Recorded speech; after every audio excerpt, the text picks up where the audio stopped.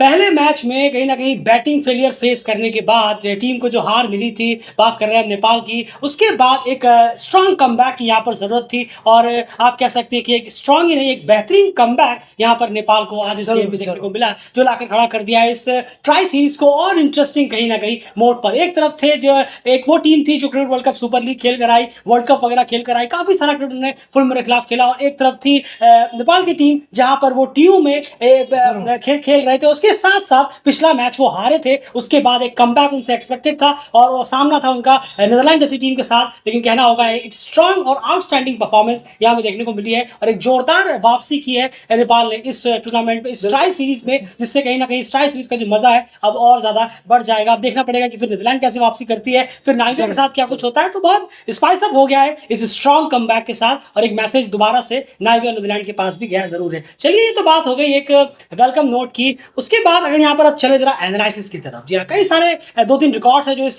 Game में टूटे हैं, वो भी हमने आपको कहीं ना कहीं कम्युनिटी में डाल दिए थे सबसे फास्टेस्ट वे में, तो जाकर एक बार उसे जरूर चेक करिएगा। और उसके बाद अगर बात करें सुबह इसी मैच के इर्द गिर्द सारी चीजें घूम रही थी। ईस्ट एशिया कप में क्या कुछ घटा उसकी रिपोर्ट लगातार दिलक्रिकेट ने आपके सामने सबसे फास्टेस्ट तरीके से प्रेजेंट की, उसे भी जाकर एक बार जरूर चेक करिए। सारे स्टैट्स वगैरह सारी चीजें अपडेट ऑलरेडी वहां पर कर दी गई है। ऐसा नहीं कि ये मैच चल रहा था तो हम बाकी सब चीजें भूल गए, अपडेट बहुत ही पहले कर दी गई थी, जाकर एक बार जरूर चेक करिएगा। चलिए एनालिसिस पे अब आते हैं यहाँ पर। एंड इस गेम की बात करें अगर तो शुरुआत हमेशा की तरह फेस बाय फेस से करते हैं, फिर जरा डीप जाने की कोशिश करेंगे क्या क्या चीजें इस गेम में हुई है और क्या क्या चीजें अच्छी किसी के लिए गई है, किसी के लिए काफी खराब गई। बिल्कुल, और बहुत सपाट रहा है। अगर हम बात करें face by face, power play one अगर हम देखें नीदरलैंड का 1 से 10 ओवर, तो 28 रन उन्होंने किए और 2 विकेट का नुकसान हुआ। वहीं नेपाल ने इस पावर प्ले वन में रिकॉर्ड ही तोड़ दिया। 100 रन उन्होंने बनाए और सिर्फ 1 विकेट का नुकसान हुआ और 100 रन उन्होंने कर दिए। और वहीं पावर प्ले टू में नीदरलैंड ने 109 रन किए और 8 विकेट, यानी कि उनकी पूरी टीम ऑल आउट हो गई इसी फेस में 39 ओवर के अंदर अगर हम बात करें। वहीं नेपाल ने इस फेस में जीत दर्ज की, 41 रन और जोड़े और कोई भी विकेट का नुकसान हुआ नहीं इस मिडिल फेस में। और दोनों फेस बहुत ही बड़े मार्जिन से मैच भी ले गई नेपाल और फेस भी ले गई नेपाल की टीम। बिल्कुल, तो यहाँ अगर हम देखें तो 100 रन उन्होंने बनाए पहले पावर प्ले में, जो कि जैसे हमने रिकॉर्ड में आपके सामने रखा कम्युनिटी के थ्रू कि ये पहली एशिया टीम बनती है जिन्होंने ओडीआई में अपने पहले पावर यानी फर्स्ट पावर प्ले 1 से 2 ओवर के बीच में 100 रन का आंकड़ा टच किया है। तो ये अपने आप में एक बहुत ही बड़ा रिकॉर्ड आज नेपाल ने यहाँ पर क्रिएट किया है। चलिए, ये तो बात हो गई फेस बाय फेस में डोमिनेट किया है नेपाल ने हर फेस में। अब यहाँ बात करते हैं, जरा शुरुआत करते हैं नीदरलैंड्स की बैटिंग एनालिसिस से। एंड नीदरलैंड्स की बैटिंग एनालिसिस की अगर बात करें तो पूरी की पूरी टीम जो है वो बहुत ही ज्यादा, हम कह सकते हैं कि बॉल वन से लेकर लास्ट तक कंप्लीटली अनकंफर्टेबल और कहीं ना कहीं हम देखें अगर अनसेटल्ड नजर आई। चाहे हम किसी भी प्लेयर को उठा लें, कुछ हद तक स्कॉट एडवर्ड्स और बेस डिलीट को कुछ सेक्शंस के लिए, उसके अलावा बिल्कुल भी नहीं। शुरुआत में करना चाहूंगा जो विकेट शुरू से गिरे हैं उनके बारे में बात करते हैं। जरूर, माइकल लेविट को फंसाया सोमपाल कामी ने, बहुत ही अच्छा फंसाया उन्होंने। एक बॉल डाली भी थी, वो मिस कर गए लेविट, पहली बॉल थी मैच। बिल्कुल। और उसके बाद फिर लेविट ने सोमपाल कामी ने अपने ओवर में आकर बहुत ही शानदार इनको फंसाया पहले ही ओवर में।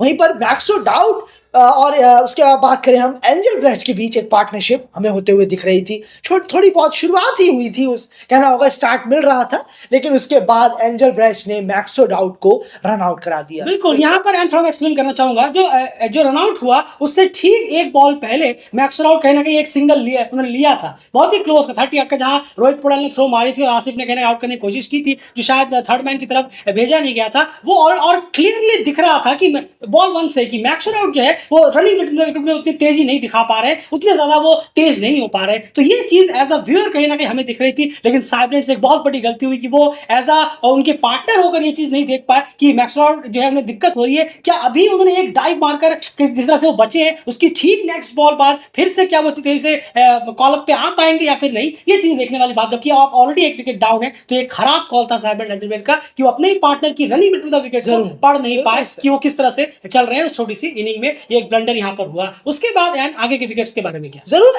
एंजल ब्रेस्ट और बेस डिलीट 18 पे 2 हो गए। उसके बाद थोड़ी संभालने की कोशिश कर रहे थे, लेकिन फिर उसके बाद एंजल ब्रेस्ट का एक एज आया और सीधा स्लिप के हाथों में चला गया। बिल्कुल, यहाँ पर जो आउट हुए हैं ये दोनों, इनके बारे में हम बात करेंगे बॉलिंग की तरफ। विद पिच मैप ऑलरेडी जो आपके पास है, वो ललित की बॉलिंग की तरफ बात करेंगे। लेकिन यहाँ मैं चाहूंगा इन दोनों का जो विकेट है उस लिहाज से, उस कॉन्टेक्स्ट से अगर आप देखें तो किस तरह से गिरा है, क्या एरर उनकी तरफ से देखने को? बिल्कुल, देखिए, अगर आप देखेंगे तो आप माफ कीजिएगा, एक स्पिन हुई ललित राजवंशी की। जी हाँ, माफ कीजिएगा, मैं भूल रहा था। Left arm spin, left spinner है, पड़ के बाहर निकली और एंगल बदला हल्का और एज लगा। एंजल ब्रैश भी आउट हुए। और बेस्ट लीड की बात करें तो वो बहुत देर से ये होने वाला था उनके साथ, जो हुआ है, जो आप ऑलरेडी स्क्रीन पर देख पा रहे हैं। एक तरफ आपके लेफ्ट में है, अगर मैं बात करूं, एंजल ब्रैश, और आपके राइट में है बेस्ट लीड का विकेट। जरा गौर से देखिए और फिर सहराज को भी सुनिए। बिल्कुल। तो एंजल ब्रैश, माफ कीजिएगा, बेस्ट लीड का जो बोल्ड है वो एक्चुअली में होना ही था,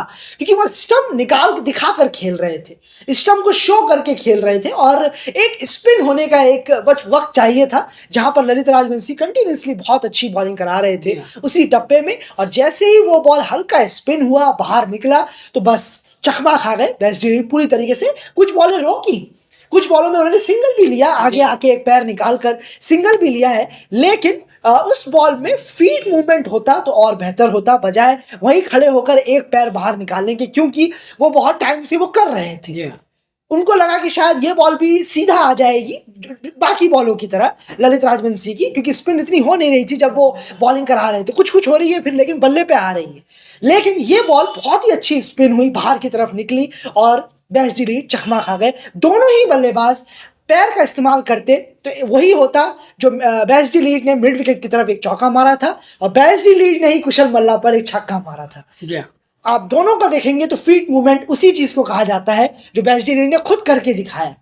बहुत शानदार। जब फिर से आप अर्ली रीड करना होगा स्पिनर्स को, एक जगह अगर आप जम जाएंगे तो दिक्कत अपने आप ऑटोमेटिक हो जाएगी, क्योंकि आप एशिया में खेल रहे हैं, एशिया में स्पिन्स का बहुत बोलबाला रहता है। बिल्कुल सही कहा आपने, और इसमें बॉलर को भी बहुत बड़ा क्रेडिट जाएगा, और वो उसके बारे में बात होगी बॉलिंग एनालिसिस में विद पिच मैप। कहीं ना कहीं एक बहुत इंटरेस्टिंग चीज हम आपके सामने प्रेजेंट करेंगे, उसके साथ एनालाइज रखेंगे। चलिए उसके बाद आगे बात करते हैं, और उसके बाद कहीं ना कहीं स्पिन का जो ऐसा जाल नेपाल ने यहाँ पर बुना, एक के बाद एक सारे के सारे प्लेयर्स फंसते चले गए। और यही चीज मैच प्रीव्यू में हमने अपनी ये चीज कही भी थी, आपको याद होगा कि स्पिनर्स के खिलाफ स्कॉट एडवर्ड्स के अलावा कोई भी इतने खासे अच्छे नहीं है। ये सिर्फ आज की बात नहीं है, ये कई सारे मैचेस की बात है। अगर आप चाहेंगे तो हम आपके सामने स्टैट्स प्रेजेंट करेंगे, कम्युनिटी में कोशिश करेंगे कि हम अगर स्टैट रखें कि पिछले 20 इनिंग्स में नीदरलैंड्स के बैट्समैन का स्पिनर्स के खिलाफ क्या एवरेज है, क्या रन है, वो आपके सामने होगा। और वही हमें देखने को मिला। स्कॉट एडवर्ड्स ही थे जिन्होंने कुछ आज स्वीप्स लगाकर कुछ हद तक अपनी इनिंग्स दिखाई, लेकिन एट द एंड वो भी कहीं ना कहीं अपना सिर्फ उनका विकेट बचाऊंगा। आप एनालाइज करें, आप जानते हैं कि जब वो एक हल्का सिंगल देने के लिए जा रहे थे,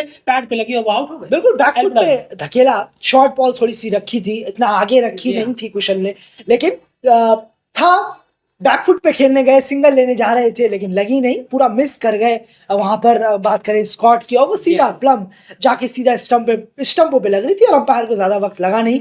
सिंगल लेने के चक्कर में ये हुआ है, क्योंकि कहीं ना कहीं शायद वो स्ट्राइक ज्यादा अपने पास रखने की कोशिश कर रहे थे कि एक आध बॉल मैं दूंगा नॉन स्ट्राइकर को और बाकी मैं अपने पास रखूंगा। इसी प्रेशर में वो आउट हुए। बिल्कुल। अगर आपको इसी का कोई रेप्लिका अगर आपको कोई उठाना हो पीछे किसी मैचों से, तो शायद आप भीम शार्की का आउट उठा सकते हैं, जो वो 44 रन पर आउट हुए थे अभी पहले मैच में, लगभग सिमिलर। ये बॉल थोड़ी नीची थी, वो बॉल थोड़ी सी ऊपर जरूर थी, वो भी सिंगल निकालने की कोशिश की, एलबीडब्ल्यू आउट हुए थे। नो क्रॉस की बात करें, अनफॉर्चुनेटली कुशल मल्ला का उंगली लगा आउट हो गए। बस मेजर जो बैटिंग यूनिट था वो यही यहाँ पर था, और इनका जो परफॉर्मेंस है, किस तरह से स्पिन में पूरी तरह से ये टीम जो है कहीं ना कहीं फंसती चली गई, और नतीजा उनके सामने है कि महज 137 रन के अंदर पूरी की पूरी टीम ऑल आउट हो गई। और ये एक्सपेक्टेड था भी कि स्पिनर्स के खिलाफ ये टीम स्ट्रगल, ये बैट्समैन स्ट्रगल करते हुए नजर आ सकते हैं, और ये एक्सपेक्टेड था भी। अब हम चलते हैं सीधे बॉलिंग चार्ट की तरफ। अब यहाँ बात करना चाहूंगा मैं बॉलर्स के बारे में। सोमपाल कामी जो विकेट लिया, जो पहला उन्होंने विकेट लिया, वो काफी प्लान्ड विकेट था। पहली बॉल उन्होंने उस रन रखी और उन्होंने एज मारने की कोशिश भी की थी लेविट ने, जो मिस हुआ, लेकिन तीसरी बॉल में वो कहीं ना कहीं फील्डर में फंसा कर थर्ड मैन पे विकेट लेकर चले गए। उन्होंने शुरुआत में कहीं ना कहीं झटका जरूर दिया, जो कि जरूरत था। 0 रन पर ही शुरुआत हो गई। ललित राजवंशी का एंड पिच मैप से जानने से पहले मैं चाहूंगा आप पूरी टीम का पिच मैप रखें। नेपाल की बॉलिंग का जो पिच मैप आज क्या कहता है? नहीं, जरूर, अगर देखेंगे आप तो कमाल का है। स्पिनर्स ने ज्यादा बॉलिंग कराई है, और हाफ वॉली में जो बॉलें हैं वो गुलशन झा और सोमपाल और स्पिनर्स की भी हैं, कुछ जो बाउंड्रीज के लिए गई हैं।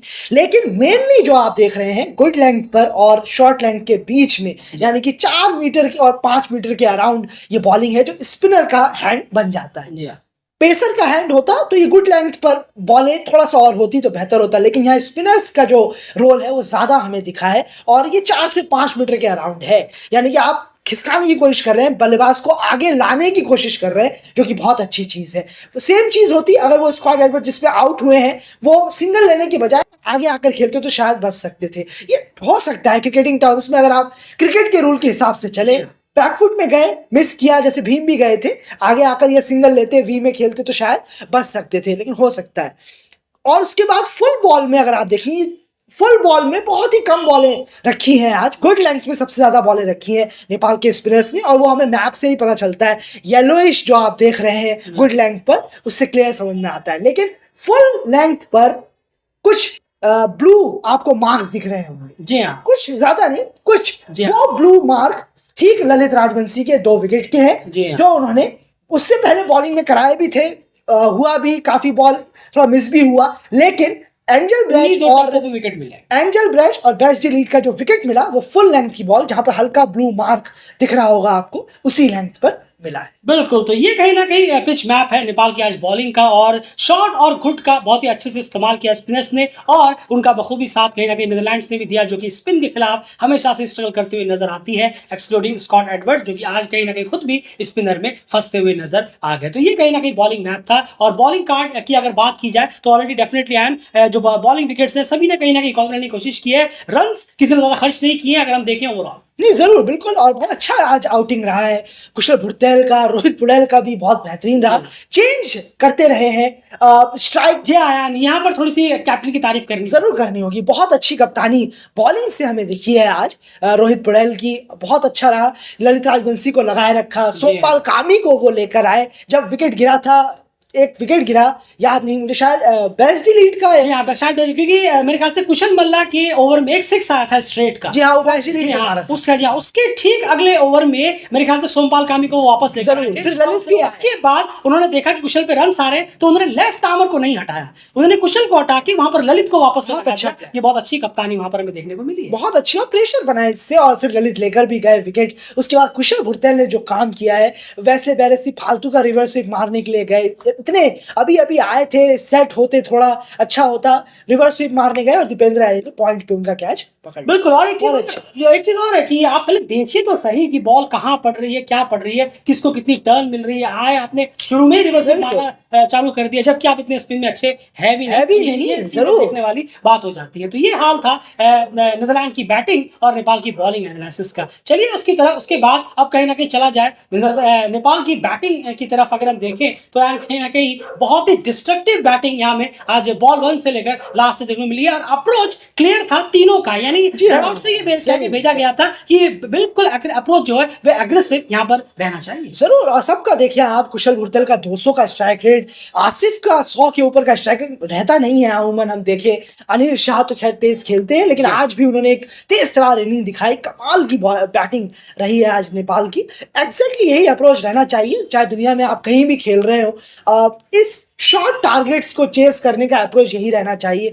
ट्रिकी बनाएंगे, रोकेंगे तो आप ही फंसेंगे बुरा, लेकिन बहुत अच्छा अप्रोच था। बिल्कुल। अब एक चीज भी सर छोटी सी कहना चाहूंगा, ज्यादा कुछ बैटिंग में एनालाइज करने के लिए है नहीं, बॉलिंग में जो था हमने आपके सामने प्रेजेंट किया। कुशल भुरतेल ने जो 11 बॉल में 28 रन मारे, उसके बाद जो उन्होंने शॉट खेला वो कहीं ना कहीं आज एक खराब शॉट की कैटेगरी में नहीं आएगा। जी हाँ, और वो उसके पीछे एक सिंपल सा रीजन ये है कि आप एक लो स्कोर चेस कर रहे हैं, और आप स्कोर चेस कर रहे हैं, आप एक 137 का स्कोर चेस कर रहे हैं, उसमें आपने महज 11 बॉलों में 28 रन मारकर टीम का काम आसान कर दिया, टीम को अच्छा स्टार्ट दिला दिया। उस सूरत में ये जो स्ट्रोक है ये कहीं ना कहीं खराब कैटेगरी में नहीं आएगा। आपने उससे पहले अच्छे खासे रन टीम के लिए जोड़ दिया और काफी प्रेशर कम कर दिया। अगर ये आप पहले बैटिंग कर रहे होते और टीम का हालत खराब, जैसे पिछले मैच में जो रोहित ने, और अगर मैं देखूं कुशल भुरतेल ने भी, सब खराब शॉट सारे प्लेयर्स के, लेकिन यहां पर ये शॉट खड़ा करने इसलिए नहीं आएगा क्योंकि आप एक लो स्कोर चेस कर रहे हैं, उसमें आपने लगभग 28-30 रन पहले अपने आप से निकाल दिए, जो कि बहुत अच्छा कहीं ना कहीं माना जाएगा। और इस कैटेगरी उसके बाद आसिफ और अनिल ने जो एग्रेसिव मोड अपना कंटिन्यू रखा,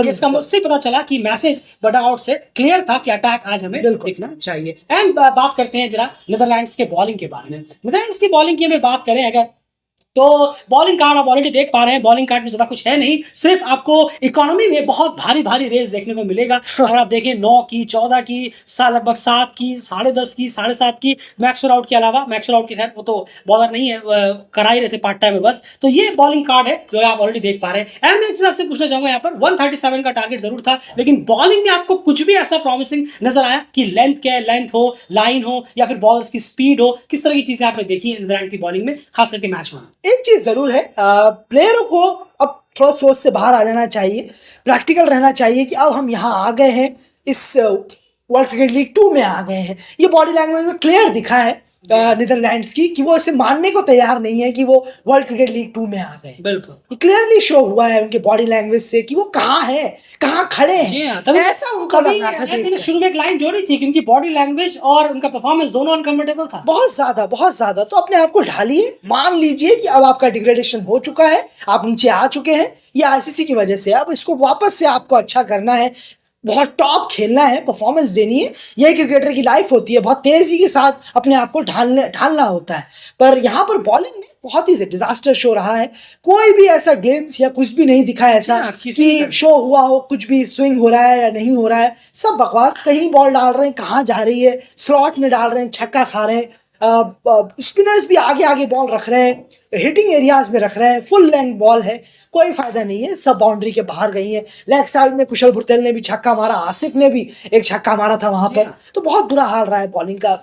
ये बॉलिंग मेंटेलिटी को बहुत सुधारना होगा अपने अगले मैच में उतरने के से पहले। बिल्कुल, यानी अगर आप ओवरऑल कहें तो एक भी सिर्फ 15 ओवर ही नहीं बल्कि एक भी ओवर ऐसा नहीं था इस पूरी इनिंग जहां पर देख के लगे कि नहीं चलिए इंप्रेसिव परफॉर्मेंस कम से कम हमें देखने को मिली है, जो हमें शायद नेपाल की तरफ से देखने को मिली थी जब वो नाइमिया के खिलाफ 134 करीब डिफेंड कर रहे थे। वहां पे बॉलर्स ने काफी अपनी कोशिश की, लेकिन वहां कोशिश तो दूर, एकदम फ्लैट गया है पूरी तरह से। अगर हम देखें नीदरलैंड्स की बॉलिंग की अगर हम बात करें आज, तो फिलहाल इस एनालिसिस में इतना ही। काफी दमदार और भारी भरकम जीत नेपाल को यहाँ पर, और जबरदस्त कमबैक उन्होंने इस गेम में किया है। अब इंतजार रहेगा नामीबिया वर्सेस नीदरलैंड जो अगला मैच है उसमें क्या कुछ होता है। मैच प्रीव्यू सारे डिस्कशंस करेंगे, इस तरह की हार के बाद किस तरह से नीदरलैंड वापसी कर सकता है, नामीबिया की क्या कमजोरियां निकल कर आई थी जीत के बावजूद भी, सब चीजों पर नीदरलैंड्स का क्या पॉजिटिव थोड़ा बहुत देखने को मिला बैटिंग पर्सपेक्टिव से, वो सारी चीजों पर डिस्कशन होगी मैच प्रीव्यू में। लेकिन फिलहाल इस एनालिसिस में इतना ही। वेल डन गाइस, बहुत बेहतरीन, बहुत अच्छी परफॉर्मेंस आज देखने को, अच्छी कमबैक यहाँ पर हुई, डोमिनेटिंग परफॉर्मेंस आज देखने को मिली है। ये कहीं ना कहीं काफी बेहतर जरूर है। और कई सारे रिकॉर्ड्स आप नेपाल ने तोड़े हैं, जाकर एक बार कम्युनिटी में जरूर चेक करिए, और बाकी सारे एशियन क्रिकेट अपडेट्स भी जरूर यहाँ पर चेक करिए। फिलहाल इस एनालिसिस में इतना है। बाय।